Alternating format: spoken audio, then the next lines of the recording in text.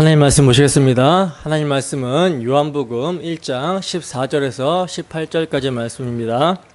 하나님 말씀은 요한복음 1장 14절에서 18절까지 말씀.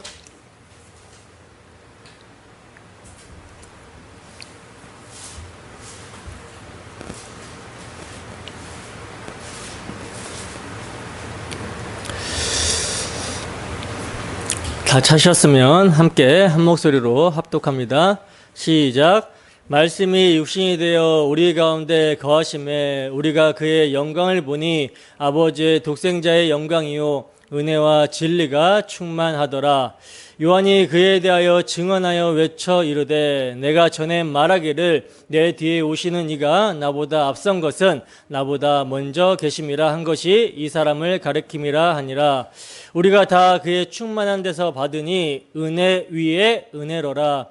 율법은 모세로 말미암아 주어진 것이요 은혜와 진리는 예수 그리스도로 말미암아 온 것이라. 본래 하나님을 본 사람이 없으되 아버지 품속에 있는 독생하신 하나님이 나타내셨느니라. 아멘. 잠시 기도하도록 하겠습니다. 은혜로우신 하나님 아버지, 이 시간은 주의 말씀을 듣는 시간입니다. 주님께서 이 시간 지혜와 계시의 영이신 성령으로 충만케 하셔서 우리의 눈앞에 우리 주 예수 그리스도의 영광이 밝히 보여지게 하시고 그 십자가에 나타난 하나님의 영광을 바라봄으로 말미암아 우리 마음 가운데 억눌렸던 거, 억압받았던 거, 모든 죄에서 해방되는 역사가 있게 하여 주시고 정말 주님께서 우리의 치료자가 되시사 이 시간 우리의 마음과 우리의 심령을 치료하는 역사가 있을 수 있도록 함께하여 주시옵소서. 그래야 우리가 우리 주 예수 그리스도를 바라봄으로 우리 주 예수 그리스도로 말미암아 고침을 받고 새롭게 산 자가 되어 주 예수의 영광을 위해 살아갈 수 있는 우리의 모습들이 될 수 있도록 인도하여 주시옵소서. 또한 이 시간 부족한 사람이 주님의 피 흘리심을 의지하여 강단에 섰습니다. 저희 마음과 생각을 주관하여 주셔서 온전히 주님께서 원하시고 기뻐하시는 복음만을 선포하게 하시고 복음이 선포될 때 전하는 자나 듣는 자나 서로 간에 한 성령의 교통하심 가운데 감격하고 감사하고 즐거워하고 기뻐할 수 있도록 함께하여 주시옵소서. 시종을 주님께 의탁합니다. 거룩하신 예수님 이름으로 기도드립니다. 아멘. 성육신 하신 말씀의 영광, 성육신 하신 말씀의 영광이라는 제목으로 하나님 말씀 증거하도록 하겠습니다. 여러분, 아담 안에서 범죄한 인생들이 반드시 풀어야 될 문제가 세 가지가 있는데 그게 뭔지 아십니까? 우선 첫째로는요, 먹으면 정령 죽으리라, 반드시 죽으리라 말씀하신 죽음의 문제예요. 한번 죽는 것은 정한 것이요 그 이후에 심판이 있다라고 말씀하신 죄로 말미암는 죽음, 이것이 인생의 가장 큰 문제죠. 그리고 두 번째로는요, 벗었음으로 두려워하여 숨었나이다 라고 말씀한 벌거벗음입니다. 인간이 아무리 자신들의 열심과 노력과 힘으로 벌거벗음, 자신들의 벌거벗음을 가려보려고 옷을 만들어 입어보려고 하지만 그것으로는 우리의 벌거벗음을 가릴 수가 없다는 거예요. 마치 무화과 나무 잎으로 자신의 부끄러움을 가리는 것과 마찬가지라는 거죠. 하나님 앞에서 의롭다함을 받을 수가 없는 것입니다. 인간의 열심으로는. 그래서 이게 두 가지 문제고요. 그리고 마지막 세 번째는요, 그 사람을 쫓아내시고 한 추방당함이 세 번째 문제라는 거예요. 죄로 말미암아 하나님의 존전에서 쫓겨난 것입니다. 이 문제를 이제 한마디로 말하자면 죄로 말미암아 하나님과의 관계가 단절이 되었다라고 말할 수가 있는 것이죠. 여러분, 이게 세상의 비참함입니다. 죄로 말미암아 영원한 생명의 근원이 되시는 하나님과 단절이 되어 있는 거, 비참함이라는 거예요.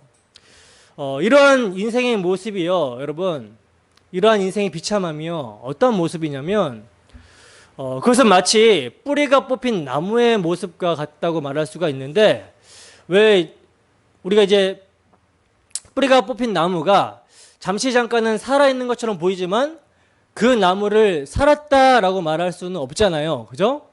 마찬가지로 하나님과 단절이 되어 있는 인생은요, 그 자체로만 보면 살아있는 것 같아 보여요. 살아서 숨쉬고 돌아다니고 있습니다. 그러나 흙으로 돌아가는 가정 가운데 있는 모습인 것이고, 그 마지막은 심판이라는 거예요. 죽음입니다. 그러면 그러한 인생이 다시 살려면 어떻게 해야 합니까? 뿌리가 뽑힌 나무가 다시 살려면 다시 흙이라는 생명의 자양분에 심겨져야 되듯이, 인생이 다시 살려면 생명의 근원이 되시는 하나님과의 관계 안으로 돌아가야 된다는 것이죠. 근데 문제가 있어요. 문제는 뭐냐면 뿌리가 뽑힌 나무가 그 스스로의 노력으로는 흙이라는 생명에게로 다시 심겨질 수가 없듯이, 그런 나무는 이제 사람이 그 나무를 다시 가져다가 흙에다가 심겨줘야 되잖아요. 마찬가지로 범죄하여 하나님의 생명력에서 단절이 되어 있는 인생들은요, 스스로의 노력과 열심으로는 하나님과의 관계 안으로 다시 돌아갈 수가 있다 없다? 없다는 거예요. 그래서 뿌리 뽑힌 나무의 종국이 결국에는 말라 비틀어져서 죽듯이, 흙으로 돌아가듯이 인생이 죽는 것입니다. 근데 여러분, 하나님과의 관계가 단절이 된 인생들의 더 큰 문제가 있어요. 더 큰 문제가 있는데 그것이 뭔지 아십니까? 그것은요, 여러분, 인생들이 자신의 비참함에 대해서 모른다라는 것입니다. 이게 더 큰 문제예요. 그래서 참 빛, 온전한 빛이 비추고 있었고 세상은 그로 말미암아 지은 바 되었는데 세상이 그를 알지 못하였고 심지어 자기 땅에 오셨는데 자기 백성이 영접하지 아니하더라는 것이죠. 온전한 빛과 대주제는 일그러진 부분적인 빛을 붙드느라 참 빛을 영접하지 않더라는 것입니다. 다른 말로 하면 서로 자기 영광을 구하고 그 영광을 취하느라 유일하신 하나님께로부터 오는 그 영광은 구하지 않더라는 거예요. 하나님의 의를 모르고 힘써 하나님의 의에 복종하지 않더라는 거죠. 여러분, 이 모습이 바로 어떤 모습입니까? 선악과를 따먹고 저마다 각자가 자기 인생의 주인이 되어버린 그런 모습인 것이죠. 그러므로 여러분, 이미 스스로가 자기 인생의 주인이 되어 있는 상황에서 영접하는 자, 곧 예수 이름을 믿는 자들이 생긴다라는 것은요, 가능한 것입니까? 이것은요, 불가능한 것입니다. 불가능한 거예요. 자기가 자기 인생의 주인이 되어 있는 자들에게 예수를 영접하고 믿으라고 하면 그들은 여전히 자기가 자기 인생의 주인이 되어 있는 상태에서 내가 내 노력과 내 열심으로 예수님을 영접했다, 내가 믿었다라고 이렇게 나오게 된다라는 것이죠. 그러나 여러분, 그것은요, 뭡니까? 영접한 것이 아닌 것이죠. 영접하는 자, 믿는 자의 모습이 아니라는 거예요. 여러분, 영접하는 자, 곧 그 이름을 믿는 자는요, 자기의 주인됨을 포기하는 자입니다. 자기의 주인됨을 포기하는 자가 영접하고 믿는 거예요. 근데 이것은 이미 자기가 자기 인생의 주인이 되어 있는 선악과 따먹은 인생들에게는 불가능한 모습인 것이죠. 근데 이 불가능한 일을 가능케 하시는 분이 있으니 그분이 누구다? 바로 하나님이시라는 것입니다. 그러므로 혈통으로나 육정으로나 사람의 뜻으로 나지 아니하고 오직 하나님께로부터 난 자들이 영접하고 믿게 된다라는 거예요. 오직 진리의 말씀으로 나아진 바 된 자들, 성령의 능력으로 중생하게 된 자들만이 혈과 육, 사람의 뜻이 부인되는 것입니다. 자신의 죄와 비참함을 깨닫게 되며 자신이 자신의 인생의 주인이 아니라는 자기 부인과 함께 참 주인이신 예수님을 영접하고 믿게 된다라는 것이죠. 죄에 대해서, 의에 대해서, 심판에 대해서 책망을 받고 자기를 부인하며 예수님을 영접하고 믿게 된다라는 것입니다. 어떻게 여러분, 주 성령의 역사하심 가운데 한 주도 나 같은 죄인을 구원하시기 위해서 하나님의 아들을 영접하게 하심으로 하나님의 자녀가 되는 권세를 주시기 위해 해산의 고통, 당신의 아들을 십자가에 내어주시기까지 우리를 사랑하신 하나님의 사랑을 깊이 체험하며 사셨습니까? 예수님을 주님이라고 영접할 수 있다는 것이 정말 얼마나 엄청난 은혜인지를 감격과 감사하는 가운데 사셨습니까? 여러분, 성령 충만함은요, 성령이 충만하다라는 거, 성령 충만은요, 성령께서 증거하시는 그리스도의 모든 것과 그리스도의 영광이 밝히 보여져 알게 됨으로 말미암아 그리스도의 사랑이 우리 마음 가운데 강건하게 되는 것, 이것이 성령 충만입니다. 그러므로 이 시간 말씀을 통해 주 성령께서 충만함으로 우리와 함께 하시기를 소원합니다. 그래야 오늘도 그리스도의 영광이 우리의 눈앞에 밝히 보여짐으로 말미암아 회개하고 주 예수를 영접하고 그 이름을 믿음으로 하나님의 자녀가 된 권세로 살아가는 우리의 모습이 되기를 주님의 이름으로 축원합니다. 본문 14절입니다. 본문 14절 함께 읽습니다. 시작. 말씀이 육신이 되어 우리 가운데 거하심에 우리가 그의 영광을 보니 아버지의 독생자의 영광이요 은혜와 진리가 충만하더라. 아멘. 여러분, 지금 읽은 이 말씀이 얼마나 엄청난 말씀인지 아시겠습니까? 감격으로 다가오십니까? 정말 엄청난 말씀이에요, 이 말씀은요. 보시면 요한 사도는 지금 말씀이 육신이 되었다라고 하는데 이것을 여러분 다른 말로 표현하면 어떻게 표현할 수 있을까요? 바로 성육신이다라고 표현할 수 있겠죠. 여러분, 말씀은요, 태초에 하나님과 함께 계셨던 하나님이십니다. 만물을 창조하신 하나님이시고요, 생명의 근원이 되시며 참 빛이 되신다라는 거예요. 근데 그러한 무한한 존재, 볼 수 없는 빛에 거하시는 분이, 그 말씀이 뭐가 되었다? 육신이 되었다라는 것입니다. 무한의 존재가 유한하게 되었고 볼 수 없던 존재가 형체를 입어 볼 수 있게 되었다라는 거예요. 인간의 정신의 영역을 넘어선 존재를 인간의 생활 범위 내에서 볼 수 있게 되었다라는 것입니다. 그 참 모습이 드러나게 되면 정말 눈이 부셔서 우리의 눈을 멀게 할 존재가 이제는 육신이라는 베일을 통하여 바라볼 수 있도록 허용이 되었다라는 거예요. 여러분, 말씀이 육신이 되었다라는 것은요, 이제 그 말씀은 이전에 그가 아닌 존재가 되었다라는 거거든요. 하나님이 인간이 되셨다라는 거예요. 다시 말해, 여러분, 말씀이 육신이 되어라는 이 말씀의 명백한 의미는요, 거룩한 구주께서 인간의 모습을 입으셨다라는 것입니다. 그분은 여러분, 죄가 없는 참 사람, 완벽한 사람이 되셨다라는 거예요. 히브리서 7장 26절입니다. 히브리서 7장 26절 함께 읽습니다. 시작. 이러한 대제사장은 우리에게 합당하니 거룩하고 악이 없고 더러움이 없고 죄인에게서 떠나 계시고 하늘보다 높이 되시니라. 아멘. 여러분, 말씀이 육신이 되신 인간으로서 그리스도는요, 거룩하고 악이 없고 더러움이 없고 죄인에게서 떠나 계신 죄가 없는 참 사람, 완벽한 사람이 되셨다는 거예요. 그러므로 예수 그리스도의 인격 안에 있는 말씀, 즉 신성과 인성의 연합은요, 이건 인간의 이성으로 이해할 수 있는 내용이 아니라 우리의 믿음의 신비 가운데 하나라는 것입니다. 신비 중에서도 신비라는 것이죠. 말씀이 육신이 되셨다라는 거예요. 그러므로 여러분, 말씀은 예수님의 신성에 대한 명칭이 되는 것이고요, 육신이 되어라는 말은요, 그분의 거룩하신 인성을 뜻하는 말인데, 그래서 말씀으로서 그분은요, 하나님의 아들이에요. 그리고 육신으로서는 뭡니까? 사람의 아들이 되셨다라는 것이죠. 신비 중에 신비입니다, 여러분. 디모데전서 3장 16절입니다. 성경은 이 신비를 경건의 비밀이라고 말씀하고 있어요. 디모데전서 3장 16절 함께 읽습니다. 시작.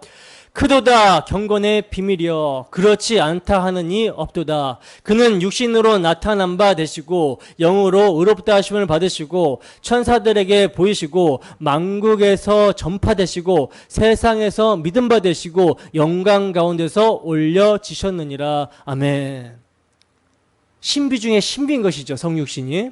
자, 그렇다면 여러분, 하나님이신 말씀, 성자께서 육신을 입고 성육신 하신 목적이 무엇인가? 그 목적이 무엇입니까? 바로 창세전의 삼위 하나님의 언약 안에서 작전과 계획을 성취하시고자 중보자의 사역을 감당하기 위해서 오셨다라는 거죠. 이것이 목적이에요. 그러므로 말씀이 육신이 되어 오심으로 말미암아 세 가지의 위대한 목적이 수행이 되는데, 우선 첫째로는요, 말씀이 육신이 되어 오심으로 말미암아 그분이 이제 인간이 되셨기 때문에 죄인을 대표해서 죄인의 죄를 전가받고 죄인을 대표해서 죽으시는 것이 가능하게 되었다라는 거예요. 죄를 전가받고 죄인을 대표해서 죽는 것이 가능하게 되었다. 그리고 두 번째로는요, 인성을 입으신 그분은 우리의 연약함을 체휼하여 동정하게 되었다라는 것입니다. 우리의 연약함을 체휼하여 동정하게 되었다라는 거. 그리고 셋째로 유한한 인간이 무한한 하나님께 범죄한 것이기 때문에 그 형벌은 영원한 것인데, 말씀이 육신이 되어 오신 예수님은 누구예요? 하나님이시기 때문에, 영원하신 하나님이시기 때문에 영원한 형벌을 죄인을 대신해서 받으실 수가 있으셨던 것입니다. 그러므로 참 사람과 하나님으로서 그분은요, 우리에게 뭐가 되십니까? 중보자가 되셔서, 우리에게 중보자가 되셔서 우리에게 의와 참 생명이 되신 거라는 거예요. 이것이 뭡니까? 말씀이 육신이 되신 목적이라는 거죠. 그리고 여러분, 이러한 그리스도의 이중적인 본질은요, 구약 성경에 명백하게 예언이 되어 있었어요. 그래서 이 예언의 말씀을 따라 말씀이 육신을 입고 오심으로 성취하신 거라는 거죠. 자, 그러면 구약 성경에 명백하게 예언이 되어 있는 장차 오실 메시아의 예언을 찾아보고 가겠습니다.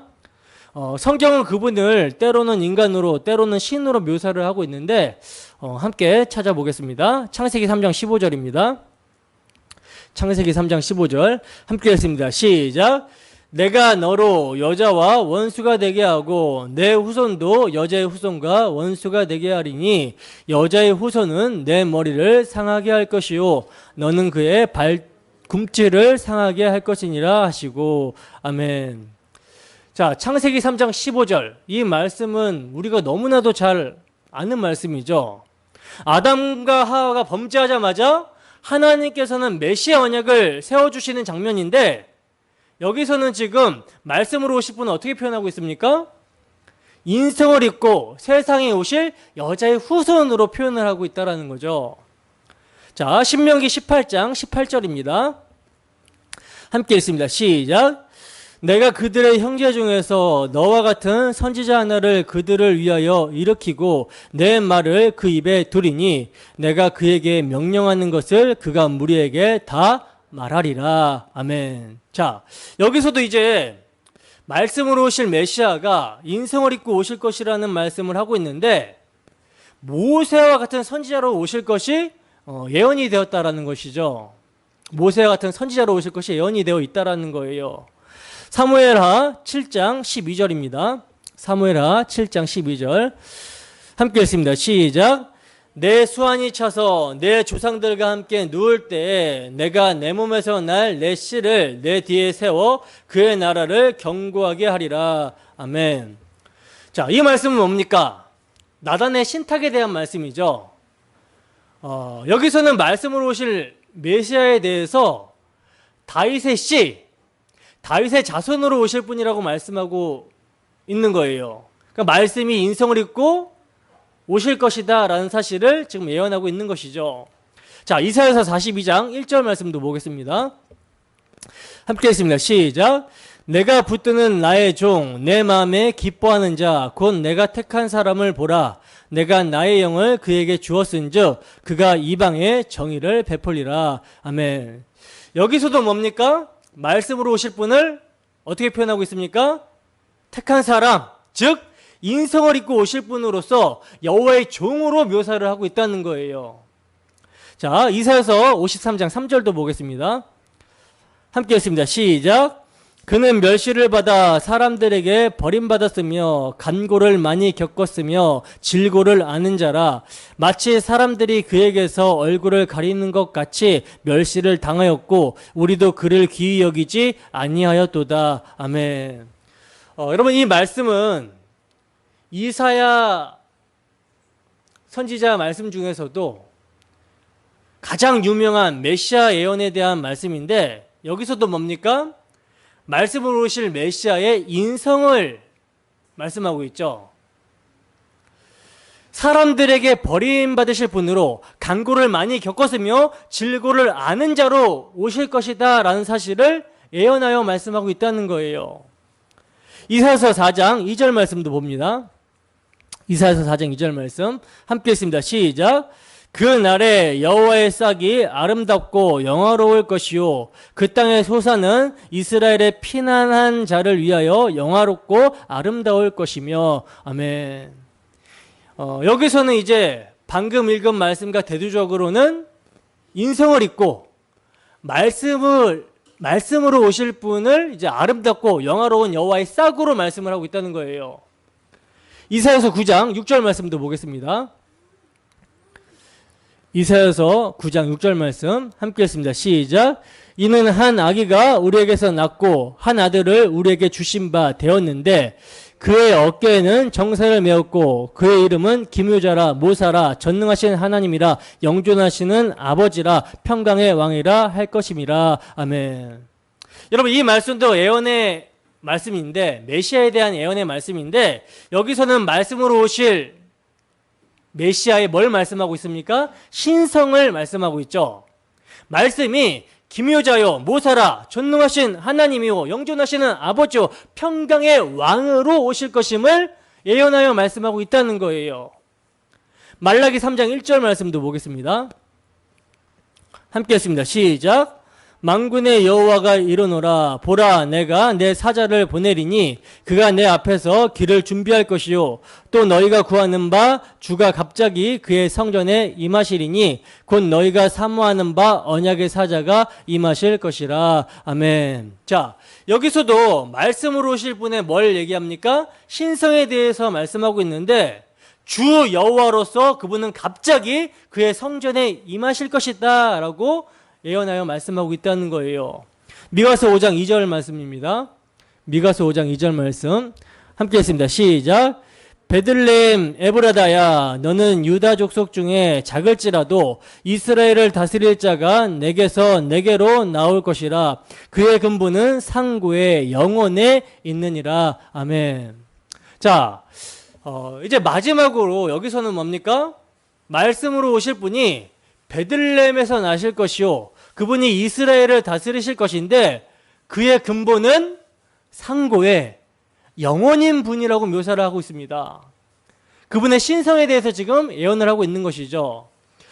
이렇게 여러분, 메시아로 오실 분을요 성경은 때로는 인간으로 때로는 신으로 묘사를 하고 있는데, 이들 두 종류의 서로 다른 예언들이 어떻게 조화를 이루게 되었는지를 오늘 본문 말씀은 명확하게 이야기를 하고 있다는 거예요. 어떻게 이야기를 하고 있습니까?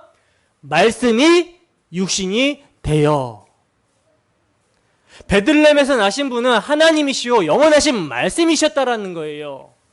여러분, 성육신은요 하나님께서 인간 안에 거하셨음을 의미하는 것이 아니라 하나님께서 인간이 되셨음을 의미합니다. 놀랍고 엄청난 신비가 우리의 죄를 대속하시기 위해서 이루어진 거라는 거예요. 여러분, 이것을 잠시 묵상해 보시기 바랍니다.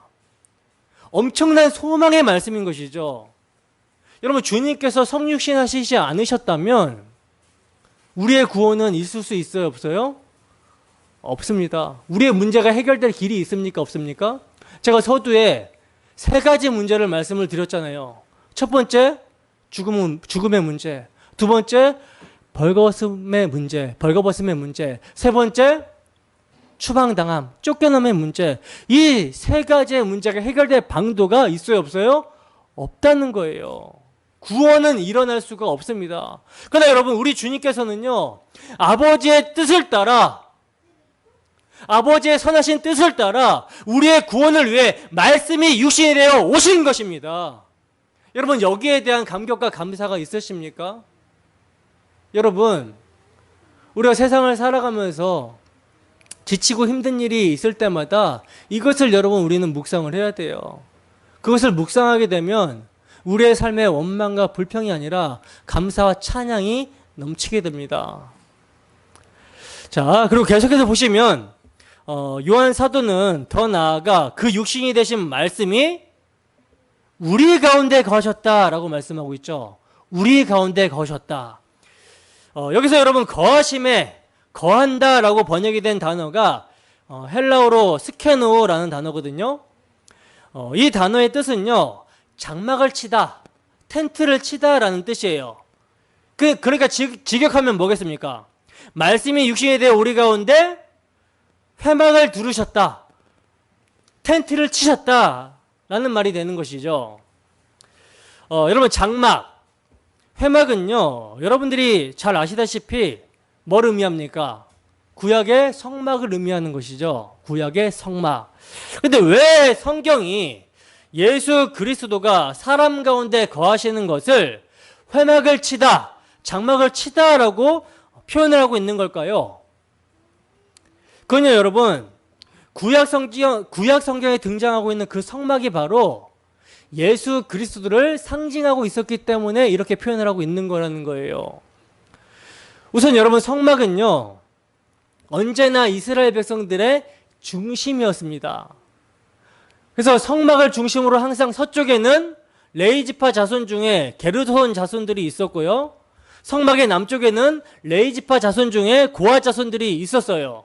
그리고 성막의 북쪽에는 레이지파 자손 중에 무라리 자손들이 있었고, 성막의 동쪽에는 모세와 아론과 그의 두 아들의 집안이 있었습니다. 그러니까 성막을 중심으로 레이지파가 이렇게 감싸고 있는 모습인 것이죠. 그리고 레이지파가 이렇게 감싸고 있는데 또 이를 중심으로요, 이스라엘 12지파 진이 쳐졌어요. 그래서 동쪽에는 유다 지파를 중심으로 이사가이가 스불론 지파가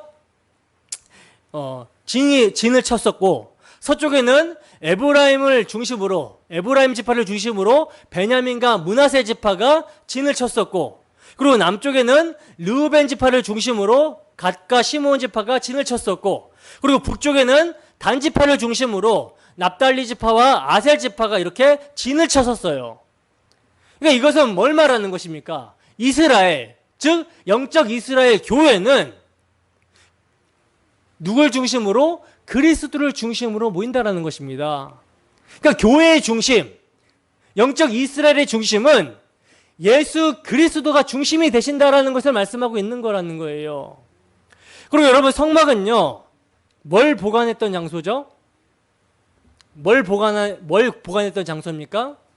언약궤를 보관했었는데 그 언약궤 안에 뭐가 들어있어요?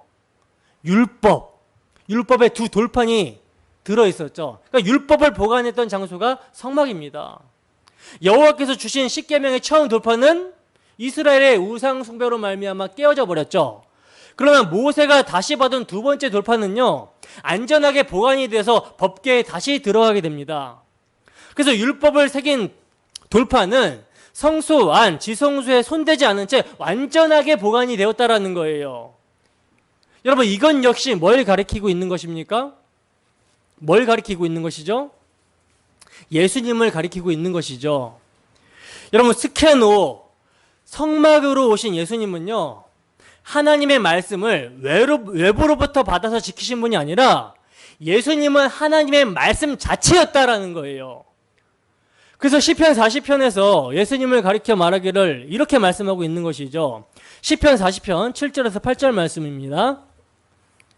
함께 읽습니다. 시작. 그때 내가 말하기를 내가 왔나이다. 나를 가리켜 기록한 것이 두루마리 책에 있나이다. 나의 하나님이여 내가 주의 뜻 행하기를 즐기오니 주의 법이 나의 심중에 있나이다 하였나이다. 아멘. 그러니까 여러분, 예수님은요 그의 전 생애를 통해서 생각과 말과 행동에 있어서 그분의 심중에 기록되어 있는 주의 법을 드러내는 삶을 사신 거라는 거예요. 그래서 예수님께서는 공생애를 사실 때 아버지가 시키시는 말만 했고 시키시는 일만 했다라고 성경은 증거합니다. 요한복음 8장 29절입니다. 요한복음 8장 29절 함께 읽습니다. 시작. 나를 보내신 이가 나와 함께 하시도다. 나는 항상 그가 기뻐하시는 일을 행함으로 나를 혼자 두지 아니하셨느니라. 아멘. 자, 보시면 뭡니까? 예수님께서는 항상 아버지가 기뻐하시는 일을 행했다라고 말씀하고 있죠. 그러니까 그 마음의 심중에 율법 자체가 있는 거예요. 두 마음이 아니라 언제나 아버지에 대한 하나의 마음이 있었던 것입니다. 하나의 마음으로 예수님은 살아가셨다라는 거예요. 그래서 성경도 뭐라고 말씀합니까? 우리더러 너희는 예수님의 마음을 품으라 이렇게 말씀하고 있죠. 자, 그리고 여러분, 성막의 가장 큰 기능은 뭡니까? 성막의 가장 큰 기능. 우리가 구약 성경을 볼 때 구약 성경의 전 말씀을 통틀어서 드러내고 있는 것이 무엇입니까? 인간은 하나님과 함께 할 수 없는 존재라는 사실을 드러내고 있는 것이죠. 다른 말로 인간은 죄인이다. 여러분, 인간은 죄인이기 때문에 하나님 앞에 나올 수 없는 존재가 인간이에요. 하나님 앞에서 인간은 죽을 수밖에 없는 존재입니다. 죄인된 존재이기 때문에 하나님의 거룩하신 공의 앞에서는 죽어야 했던 존재가 인간이라는 거예요. 그러므로 여러분, 인간이 하나님과 함께하는 존재, 즉 하나님의 생명에 참여하기 위해서는 뭐가 해결돼야 되는 것입니까? 필히 죄의 문제가 해결이 돼야 되는 것이죠. 바로 이것을 가르치기 위해서 하나님께서 세우신 것이 바로 성막이라는 거예요. 그래서 여러분, 성막의 기능은요, 하나님과 단절이 된 생명이 무엇으로 연결이 되어지는가, 이것을 보여주고 있었던 거라는 거죠. 여러분, 성막에서는요, 노제단, 즉 번제단에서 제물의 피가 흘려집니다. 그리고 그 제물의 피가 성수 앞에 뿌려지게 될 때 하나님께서는 이것을 보시고 이스라엘 백성들과 함께 하실 수 있었다는 거예요. 그리고 그것으로 말미암아 성막은 하나님의 영광으로 충만했습니다. 근데 여러분, 그 성막의 외형은 어떤 모습이죠? 그 성막의 외형은 어떤 모습입니까? 해달의 가죽으로 덮여있는 모습인데, 근데 이 가죽이 광야의 그 땡볕에 그 햇볕을 그대로 받고 서 있었기 때문에 외적으로 볼 때 어떤 모습이었을까요? 사람들의 시선을 끌만한 아름다운 것이 되지 못하는 모습이었던 것이죠. 그래서 여러분, 그리스도를 성경에서 표현할 때도 그는 마른 땅에서 나온 뿌리라고 표현을 하고 있는 거예요. 볼품이 없다라는 거죠. 흠모할 만한 아름다운 것이 없다라는 것이죠. 그런데 여러분, 성막 안의 모습은 어떠할까요? 성막 안의 모습. 성막 안의 모습은 어떤 모습입니까? 청색, 자색, 홍색실, 그리고 가늘게 꼰 배실로 수놓은 모습. 그 천상의 아름다운 모습을 수놓았다라 그러잖아요. 그룹들을 막 수놓았다라 그러잖아요. 그러니까 아름다운 모습이죠.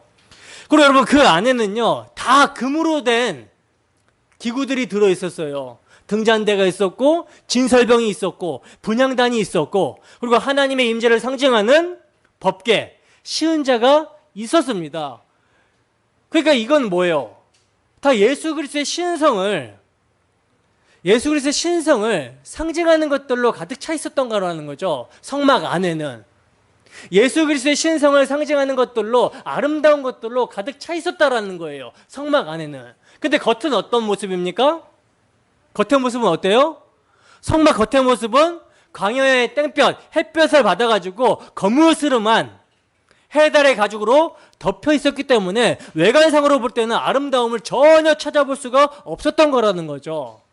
바로 여러분, 예수님은요, 이러한 모습으로 오신 것입니다. 그렇기 때문에 여러분, 말씀이 육신이 되어 우리 가운데 거하시는 그 엄청난 영광을 아무나 보지를 못하는 거예요. 그 예수 그리스도 안에 감춰있는 그 신성의 영광을 아무나 보지 못하는 것입니다. 십자가 안에 감추어진 그 영광을 아무나 볼 수 없는 거라는 거죠.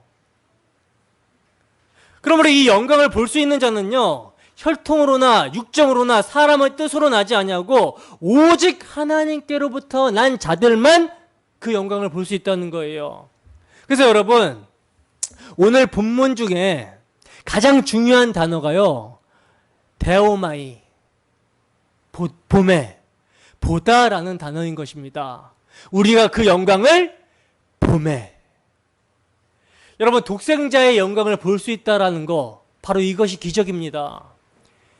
예수 그리스도를 보고서 독생자의 영광을 아는 거, 이게 기적이며 은혜라는 거예요. 여러분, 영광, 독사라는 말은요, 어떤 존재가 무언가를 하였을 때, 어떤 일을 하였을 때 그 존재가 드러나게 되는 것을 영광이라고 한다라고 말씀을 드렸었잖아요. 그럼 여러분, 세상은요, 언제 영광스러울까요? 세상에서는 여러분, 언제 영광스럽다고 합니까? 뭔가를 경쟁해서 승리했을 때, 또는 어떤 목표를 정해놓고 열심히 달려서 성취했을 때, 그때 이제 세상에서 박수를 쳐주고 영광스럽다 하잖아요. 그러니까 세상에서 크고 놀랍고 위대하고 아름다운 일을 행했을 때 세상에서는 그것을 영광스럽다고 합니다. 그래서 바로 이러한 세상의 영광을 가지고 사탄이 누굴 유혹합니까? 예수님을, 말씀이 육신이 되어 오신 예수님을 유혹했었던 것이죠. 광야에서 마귀 사탄이 예수님을 어떻게 유혹합니까? 첫 번째 유혹이 뭐였죠? 너 배고프지? 너 굶주려서 배고프잖아. 돌로 빵을 만들어 먹어봐. 어떤 유혹입니까? 육신의 정욕을 가지고 유혹을 하는 거예요. 경제 문제의 해결입니다. 둘째로는 뭘로 유혹합니까? 예수님을 마귀가 산으로 데리고 올라가죠. 높은 산으로 데리고 올라가서 세상의 영광을 보여주면서 뭐라 그래요? 너 나에게 절만해. 그러면 지금 네가 보고 있는 이 세상의 영광, 이것을 내가 너에게 줄게. 뭐 굳이 십자가 질 필요가 있겠어? 나에게 절만하면 내가 줄게. 어떤 정욕입니까? 안목의 정욕으로 유혹을 합니다. 그리고 세 번째로는요, 마귀가 성전 꼭대기로 데리고 가요. 그러더니 뭐라고 합니까? 뛰어내려보라 그러죠. 너가 뛰어내리면 천사가, 성경에 기록되어 있듯이 천사가 내 발을 상하지 않게 보호해 줄 거야. 그러니 너가 그 성전에서 뛰어내려서 세상 가운데 내가 메시아임을 증명해봐. 이렇게 유혹을 합니다. 어떤 유혹입니까? 이생의 자랑에 대한 유혹이죠. 그러니까 마귀가 딱 유혹한 건 세 가지예요. 육신의 정욕과 안목의 정욕과 이생의 자랑. 여러분, 이 세 가지가 모두 세상의 영광을 가장 잘 드러낼 수 있는 모습입니다. 돈 잘 벌고 세상의 영광스러움과 종교적인 기적과 체험, 이것을 나타낼 수 있다면 이보다 더한 세상의 영광이 어디 있겠습니까? 사실 이 세상 모든 사람들은요, 이것을 위해 달려나가고 있다는 거예요. 그리고 이 유혹은요, 아담이 받은 최초의 유혹이며 동시에 최후의 유혹이기도 한 것입니다. 오늘날 사람들이 이렇게 바쁘게 살아가는 것도요, 이 세 가지 안에 다 들어있다는 거예요. 그러면 이러한 영광을 구하며 살아가는 것이 세상이라면 여러분, 교회는 어떤 곳입니까? 교회는 어떤 곳이죠? 이러한 세상의 영광만을 바라보며 살던 사람들이 이제 말씀이 육신이 되어 오신 예수님을 보고서 그 독생자의 영광을 알아보게 된 자들의 모임이라는 것이죠. 그렇다면 여러분, 우리는 세상의 영광이 아니라 세상의 영광은 부인하며 아버지의 독생자의 영광을 보고 있습니까? 아버지의 독생자의 영광이 우리의 눈앞에 밝히 보여지는 거, 이것이 여러분 은혜입니다. 이 영광에 압도되어 하나님을 경외하며 살아가는 거, 이걸 은혜의 삶이라고 하는 거예요. 여러분, 우리는 이러한 은혜의 삶을 살아가고 있습니까? 세상의 영광이 아니라 아버지의 독생자의 영광을 보는 것을 삶의 이유와 목적으로 삼고 살아가고 있습니까? 늘 우리는 이것을 점검해 봐야 되는 것이죠.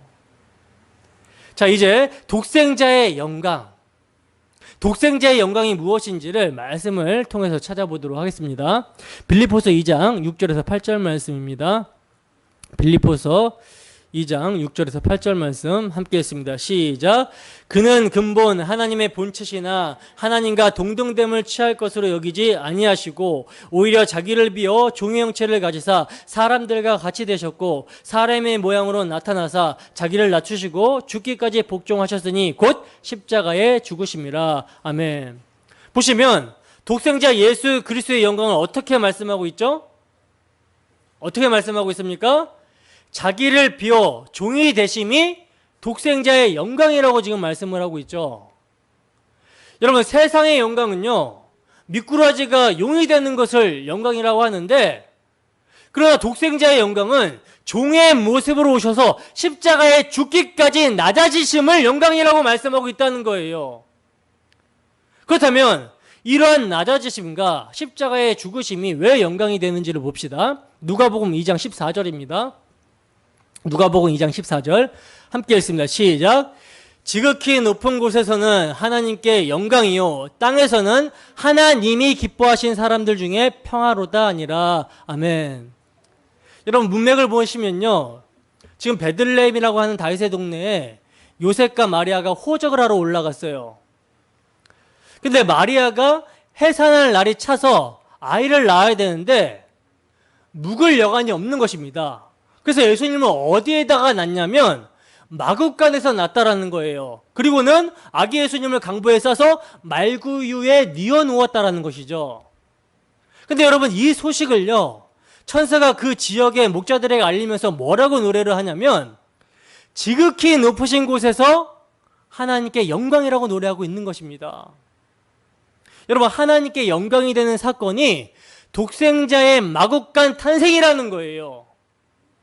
그러니까 하나님께 영광이라고 하는 것은요, 세상의 영광과 분명하게 반대가 되는 것이죠.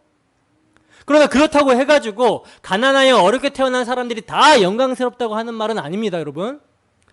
성경의 예리함을 보셔야 된다는 거예요.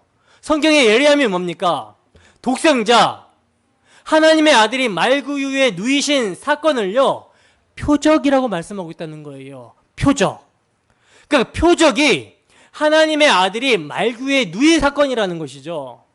여러분, 말구유는 뭐 하는 것입니까? 말이 먹는 먹이통이죠, 말구유가. 그죠? 그러니까 여러분, 이 표적은요, 짐승 같은 우리를 구원하시기 위해서 자신의 살과 피를 흘리시기 위한 표적으로 구유에 누이신 것을 의미하는 것입니다. 누가복음 2장 12절입니다. 누가복음 2장 12절 함께 읽습니다. 시작. 너희가 가서 강보에 쌓여 구유에 뉘어 있는 아기를 보리니 이것이 너희에게 표적이니라 하더라. 아멘. 보세요, 여러분. 강보에 쌓여 구유에 누워 있는 아기가 온 백성에게 미칠 기쁨의 좋은 소식을 보여주는 표적이라고 말씀합니다.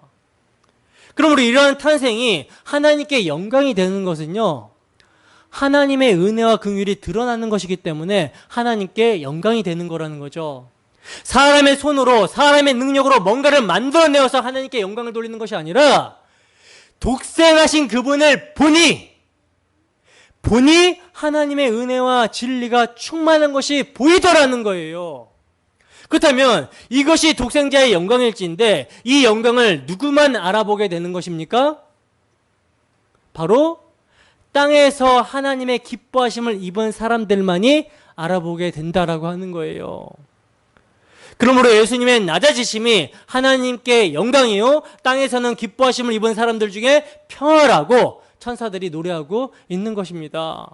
오직 기뻐하심을 입은 자들만이, 하나님의 기뻐하심을 입은 자들만이 독생자의 영광을 알게 되는 것이고 그 평화를 누리게 된다는 것이죠. 근데 여러분, 예수님의 낮고 천한 모습은요, 탄생에서만 이러한 모습을 보여줬던 것이 아니죠. 탄생에서만 말구유에 다시 태어나신 그런 낮아지신 모습을 보여준 게 아니라는 거예요. 전 인생을 통해서 보여주셨다라는 것이죠. 세상의 위인전을 보게 되면 영웅적인 사람들이 어려서는 아주 많은 고생을 하지만 나중에는 아주 큰 성공을 하였다라는 이런 이야기가 왕왕 기록이 되어 있는 것을 보게 되잖아요. 그래서 위인전을 읽으면서 사람들은요, 나도 누구누구처럼 저렇게 성공할 거야 라고 하면서 다짐을 하기도 하죠. 그런데 여러분, 예수님의 생애는 어떠합니까? 예수님의 생애는 어떠하죠? 이사야서 53장 말씀 그대로예요. 이사야서 53장 1절에서 3절 말씀입니다. 함께 읽습니다. 시작. 우리가 전한 것을 누가 믿었느냐? 여호와의 팔이 누구에게 나타나느냐? 그는 주 앞에서 자라나기를 연한 순 같고 마른 땅에서 나온 뿌리 같아서 고운 모양도 없고 풍채도 없은즉 우리가 보기에 흠모할 만한 아름다운 것이 없도다. 그는 멸시를 받아 사람들에게 버림받았으며 간구를 많이 겪었으며 질고를 아는 자라. 마치 사람들이 그에게서 얼굴을 가리는 것 같이 멸시를 당하였고 우리도 그를 귀히 여기지 아니하였도다. 아멘. 여러분, 예수님은 진실로 이 예언의 말씀대로 사신 것입니다. 정말 세상의 영광과는 반대되는 모습인 것이죠. 여러분, 예수님께서 순환 받으실 때 그 모습이 얼마나 비참한 모습인지 아시겠습니까? 사람들이요, 그의 얼굴에 침을 뱉었어요. 얼굴을 가리고 주먹으로 그 얼굴을 쳤습니다. 그분이 어떤 분이십니까? 하나님이십니다. 말씀이 육신으로 오신 분이에요. 만물에 찢기만도 못한 죄인들을 대신해서 죽기 위해서 이 땅에 오신 분이 예수님입니다. 근데 그분을 자기 땅에 오고 자기 백성들에게 왔는데 그분을 알아보지 못하고 침을 뱉고 조롱하고 뺨을 때리고 주먹으로 얼굴을 치는 그런 무지한 행동을 했던 자들이 바로 우리들이었다라는 것이죠. 여러분, 우리가 어느 정도로 멸시와 천대를 당해야 얼굴에 침뱉음을 받을 수 있을까요? 여러분, 하나님의 아들이 이러한 수모를 받는다라는 것이 어느 정도의 비참한 자리인지 상상이나 되십니까? 여러분, 제가 정말 목사로서 하면 안 되는 나쁜 짓을 했다고 칩시다. 그렇다라고 해서 여러분들이 제 얼굴을 향해서 침을 뱉을 수 있을까요? 뒤로야 욕할지 모르겠지만 이건 면상에 대고 그렇게 한다라는 것은 뭐예요? 얼마나 무시했으면 그렇게 했겠습니까? 우리가 영화에서나 그림에서 보듯이 예수님의 그 얼굴 뒤에 막 후광이 비치고 신비한 어떤 위험이 있었다면 과연 그렇게 할 수 있었을까요? 아니죠. 그러므로 여러분, 그리스도께서 이처럼 낮아지심은요, 결국은 십자가로 가는 것입니다. 그런데 예수님은 이를 통하여 하나님께 영광을 돌린다라고 말씀하고 있는 거예요. 여러분, 이 독생자의 영광과 십자가의 영광이 얼마나 세상의 헛된 영광임을 고발하고 있는 것인지 아시겠습니까? 세상의 영광이 얼마나 헛된 영광임을 고발하고 있는지 아시겠어요? 이 예수님의 생애와 십자가 앞에서 사람들이 만들어내어 말하고 있는 하나님의 영광이라고 하는 것이 얼마나 우스운 이야기가 되어버린지 아시겠냐는 거예요. 요한복음 13장 31절에서 32절 말씀입니다. 함께 읽습니다. 시작. 그가 나간 후에 예수께서 이르시되 지금 인자가 영광을 받았고 하나님도 인자로 말미암아 영광을 받으셨도다. 만일 하나님이 그로 말미암아 영광을 받으셨으면 하나님도 자기로 말미암아 그에게 영광을 주시리니 곧 주시리라. 아멘. 보시면 여러분, 지금 예수님께서는요, 영광을 얻으셨다라고 말씀하고 있고요. 하나님도 예수님으로 말미암아 영광을 얻으셨다라고 말씀하고 있는데, 그러면 지금 예수님께서는 무엇 때문에 영광을 얻으셨고 하나님도 아들로 말미암아 영광을 얻으셨다라고 말씀하고 있는 것입니까? 무엇 때문에 영광을 얻으셨다라고 하시는 거죠? 보시면 문맥을 따라 보시면 가룟 유다가 예수님을 팔기 위해 나간 후에 영광을 받으셨다라고 말씀하고 있는 거거든요. 아니 여러분, 가룟 유다가 예수님을 팔러 나간 것은 이제 곧 뭐예요? 예수님이 이제 잡혀가지고 십자가에서 죽게 되는 일을 말하는 것이죠. 근데 예수님은요, 이것을 통해서 당신이 영광을 받으셨고 예수님으로 말미암아 하나님께서도 영광을 받으셨다라고 말씀하고 있다는 거예요. 여러분, 이것이 영광이 되는 것은요, 하나님의 용서와 사랑과 은혜가 그분의 십자가에서 가장 크게 드러나는 사건이기 때문에 이렇게 말씀하고 계시는 것입니다. 그러므로 이 영광을 이해하면 이제 주님께 영광을 돌리는 것이 무엇인지 아는 것입니다.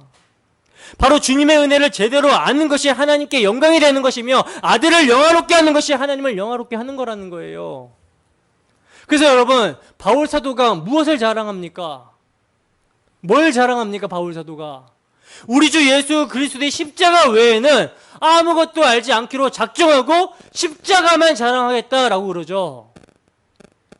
바로 바울 사도는요, 십자가에서 독생자의 영광을 본 것입니다. 그 독생자의 영광을 보게 되었더니 지금까지 바울 사도가 추구했던 영광, 율법의 의, 그 영광은 갑자기 버려야 될 똥, 배설물이 되어버리더라는 거예요. 여러분, 말씀이 육신이 되어 우리 가운데 거하심에 우리가 그의 영광을 보니 아버지의 독생자의 영광이요 은혜와 진리가 충만하더라 라고 한 그 영광이 우리의 눈앞에 밝히 보여지십니까? 여러분, 하나님의 아들의 피가 흘려짐으로써 하나님의 생명에 나아갈 수 있게 된 자들, 그래서 은혜와 진리를 믿음으로 보는 자들이 그리스도인입니다. 그러므로 오늘 우리는 그리스도 안에서 이 모든 영광과 은혜의 충만함을, 그리고 진리가 무엇임을 볼 수 있어야 된다는 거예요. 본문 15절입니다. 함께 읽습니다. 시작.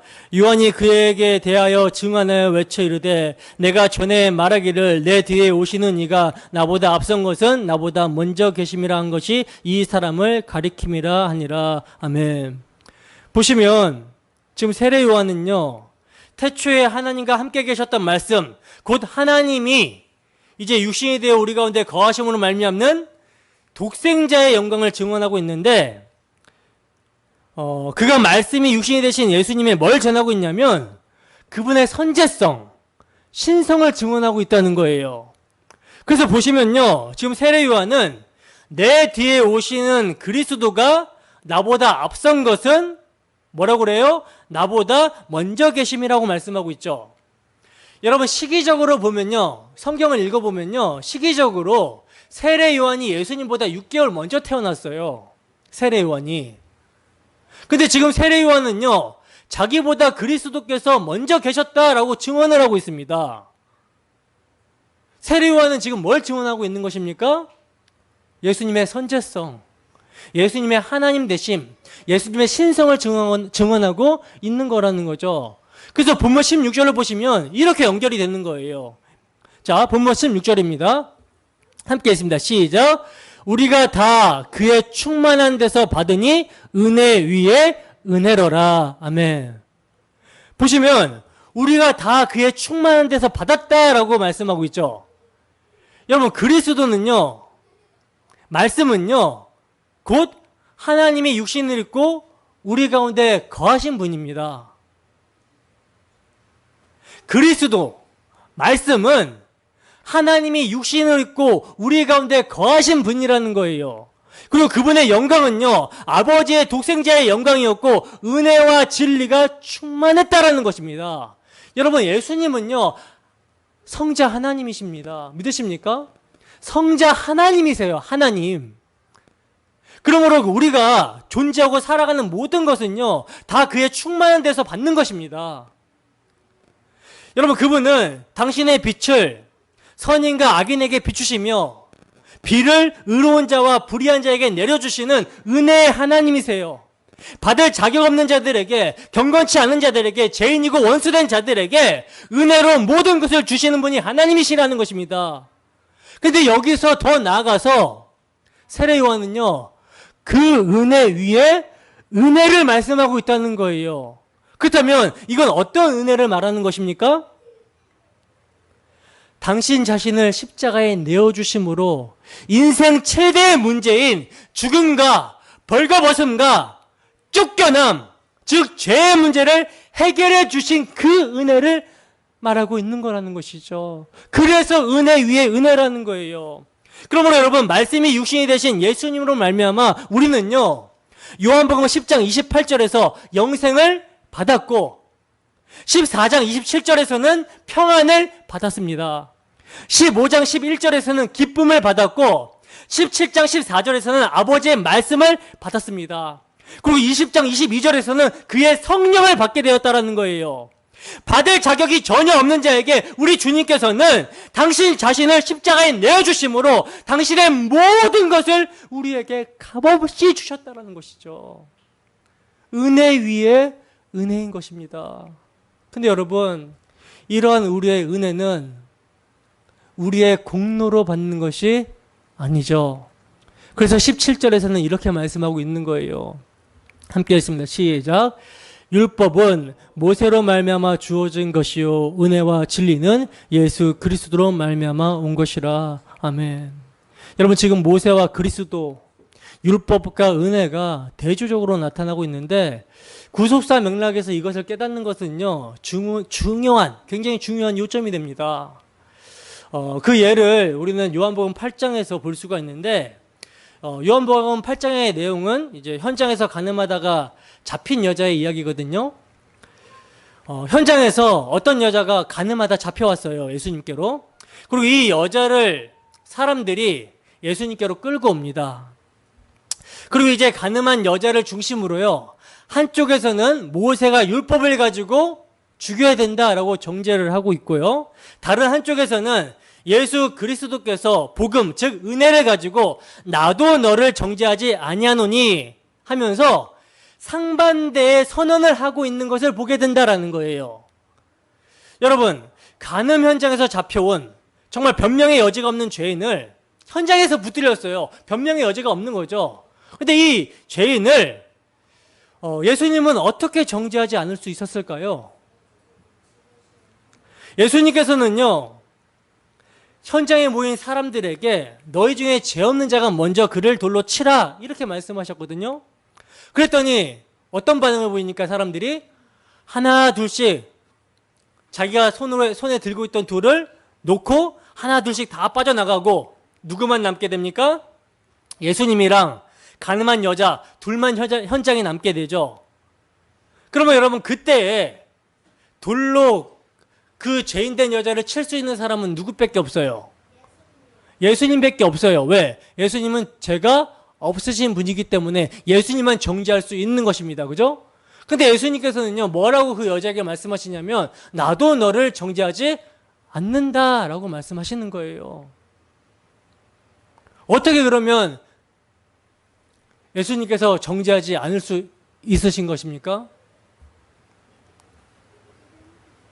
이건요, 여러분, 예수님이 정죄하실 수 없는 자리로 내려가셨다라는 의미예요. 즉 다른 말로 예수님께서는 정죄받을 죄인을 대신해서 정죄받으시러 오셨기 때문이라는 것입니다. 예수님께서 정죄받을 죄인을 대신해서 정죄를 받으러 오셨기 때문에 그 여자가, 우리가 살게 된 거라는 거죠. 여러분, 이게 율법과 은혜의 차이입니다. 여러분, 율법은요, 받는 자에게 지킬 것을 요구합니다. 즉 율법은 율법을 지켜야 되는 행위를 요구하며 복종을 요구한다라는 거예요. 그리고 복종치 않는 자에게 뭘 해버립니까? 정죄를 해버리죠. 그리고 사형을 선언해버립니다. 그러니까 복종하지 않으면 형벌을 내린다라는 거예요. 근데 여러분, 이러한 율법이 악한 겁니까? 선한 것입니까? 여러분, 율법이 악한 것입니까? 아니죠. 율법은요, 여러분, 진리입니다. 진리. 그것은 하나님께서 인간에게 마땅히 요구하시는 바에 관한 거라는 거예요. 곧 인간이 하나님의 마음에 부응해야 한다라는 그 내용에 대한 선포입니다. 율법은. 그래서 율법은 거룩합니다. 계명도 거룩하며 의로우며 선하다라는 거예요. 그러면 뭐가 문제인가? 뭐가 문제입니까?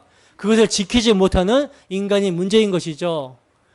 여러분, 율법은요, 복종을 요구합니다. 그리고 가장 엄격한 행위를 항상 늘 내어놓지 않으면 그에 대한 형벌은 사형이라고 말씀하고 있다는 거예요. 이것은 뭡니까? 정죄의 직분인 것이죠. 죽게 하는 율법의 조문의 역할을 하는 것이죠. 그러므로 여러분, 이러한 율법의 요구에 누가 개입을 하시냐면 예수님이 개입을 하시는 거예요. 그래서 예수님이 스스로 율법의 요구를 이루시고 죄인된 우리의 모든 것을 홀로 감당한 것입니다. 그러므로 은혜와 진리는 예수 그리스도로 말미암아 왔다라고 지금 말씀하고 있지만 사실 예수 그리스도가 그분 자체가 곧 우리에게 은혜시며 진리가 되는 거라는 거예요. 여러분, 믿는 성도가 그리스도에게서 보는 것은요, 당신 스스로를 낮추시고 비참함에 처하여 십자가에 피흘려 죽기까지 복종하심으로 비참함에 있던 우리를 건지신 은혜를 보는 것입니다. 그리고 바로 그분이 하나님이라는 것을 보게 된다라는 거예요. 진리가 무엇인지를 깨닫게 된다라는 것입니다. 그러므로 여러분, 그러한 믿는 성도에게는요, 그리스도의 낮아지심이 비참함으로만 보이는 것이 아니라 영광된 빛으로 보이게 되는 거라는 거예요. 그리고 자신이 그리스도 안에서 낮아진 모습으로 살아가는 것 역시 그리스도의 영광에 참여하는 것으로 여겨지게 된다라는 것이죠. 여러분, 예수님이 세상에 오셨을 때 사람들은 예수님에게서 무엇을 받습니까? 무엇을 받죠? 예수님이 이 땅 가운데 성육신하시고 공생애를 시작하셨을 때 사람들은 예수님에게서 무엇을 받습니까? 그들은요, 오병이어로 떡을 주러 오는 예수를 받습니다. 병을 고쳐주는 예수를 받습니다. 귀신을 내쫓아주는 예수를 받습니다. 죽은 자를 살려주는 예수를 받습니다. 즉, 자신들의 필요를 채워주는 예수를 받다라는 거죠. 자신들의 배를 위한 예수를 받다라는 것이죠. 자신들의 이득을 본 거예요, 예수를 통해서. 그러나 그것 때문에 진짜 봐야 될 것은 보지 못한 것입니다. 지금 무엇을 보지 못한 것입니까? 자신들의 죄로 말미암는 율법의 요구를 해결하신 은혜와 진리는 보지 못한 거라는 거예요. 이것이 여러분, 빛으로 오신 예수님을 보지 못한 세상의 모습입니다. 그렇다면 오늘 우리는 예수님에게서 무엇을 봅니까? 낮아지신 예수 그리스도에게서 은혜와 진리의 충만함을 보고 계십니까? 독생자의 영광을 보고 계십니까? 그리스도의 낮아지심이 진정 은혜와 진리로 보여지고 영광된 것으로 보여지고 계십니까? 보여지신다면 우리는 낮아지신 그리스도를 따라 사는 삶을 추구할 수밖에 없는 거예요. 세상에서 높아지는 것이 영광이 아니라 너희 안에 이 마음을 품으라 곧 그리스도 예수의 마음이니라 라고 말씀하신 그 마음을 품을 수밖에 없는 것입니다. 아니, 그 마음이 우리의 심정에 새겨졌기 때문에 이를 위하여 살고 싶은 거예요. 간절한 마음의 소원과 욕구가 생긴다라는 거죠. 바로 이것이 아버지의 독생자의 영광을 본 자들의 반응입니다. 이러한 반응이 우리에게 나타나기를 소원합니다. 본문 18절입니다. 함께 했습니다. 시작. 본래 하나님을 본 사람이 없으되 아버지 품속에 있는 독생하신 하나님이 나타내셨느니라. 아멘. 여러분, 참된 성도는요, 독생하신 하나님, 그리스도를 통해서 누굴 볼 수 있어야 돼요? 하나님을 볼 수 있어야 된다라는 거예요. 그러므로 여러분, 신자는요, 그리스도를 봄으로써 하나님을 알 수가 있고 하나님을 기뻐하는 사람으로 살아갈 수 있는 거라는 거죠.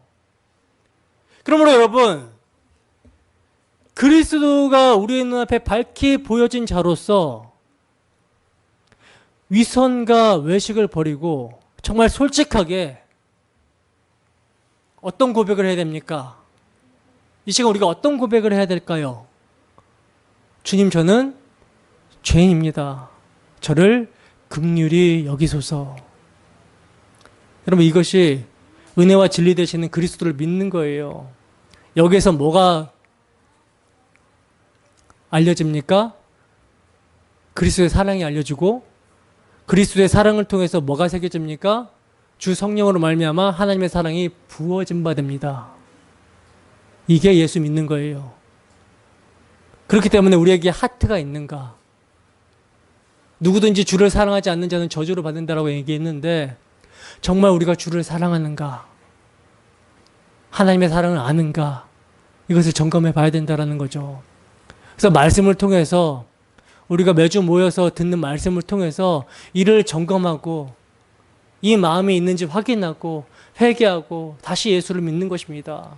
늘 예수를 붙잡고 믿는 것입니다.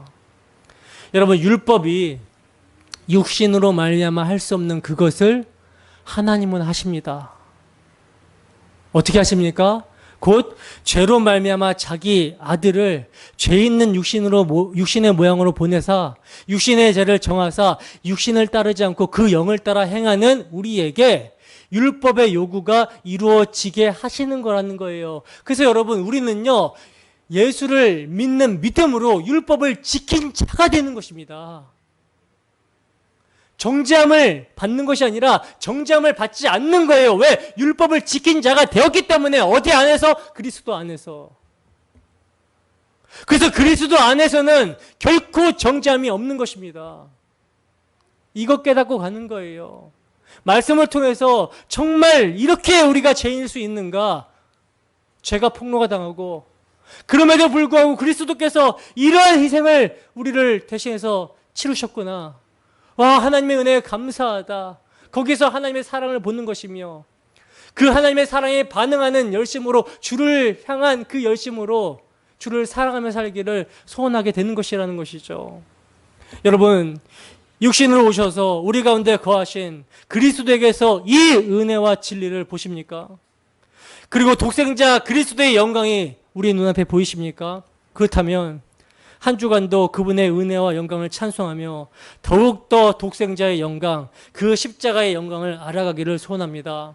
그리하여 세상의 영광에 대해서는 늘 죽고 아버지의 독생자의 영광만이 우리의 삶의 이유와 목적이 되어 이를 세례 요한같이 증언하는 우리의 삶이 되기를 주님의 이름으로 축원합니다. 기도하겠습니다. 사랑이 많으신 하나님 아버지,